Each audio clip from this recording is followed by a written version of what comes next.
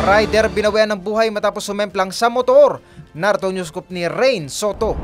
Dead on the spot ang isang rider matapos sumemplang ang minamaneho nitong motorsiklo dahil sa pagbangga sa isang kalso sa gitna ng highway na sakop ng Barangay Manasa sa Lokban, Quezon. Kinilala ng otoridad ang biktima na si Erwin Dator, 45 anyos. Base sa investigasyon, binabagtas ng biktima ang Lokban Tayabas Road nang mabangga nito ang isang kalso sa gitna ng kalye. Nang sumemplang ang motorsiklo ng biktima, ay bumagok sa sementadong kalye ang ulo nito kahit na may suot itong helmet. Nagtamo pa rin ng matinding pinsala ang biktima dahil sa impact, sanhi upang agad itong malagutan ng hininga.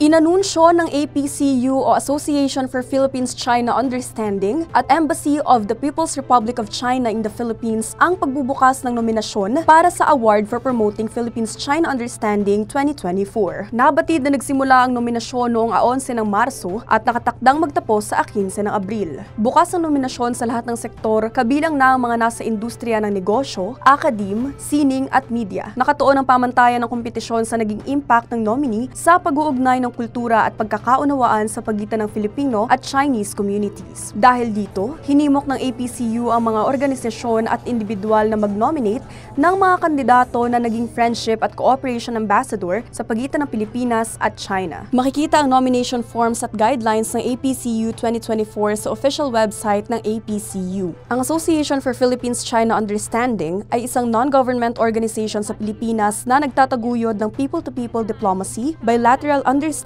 at pagkakaibigan sa pagitan ng Pilipinas at China.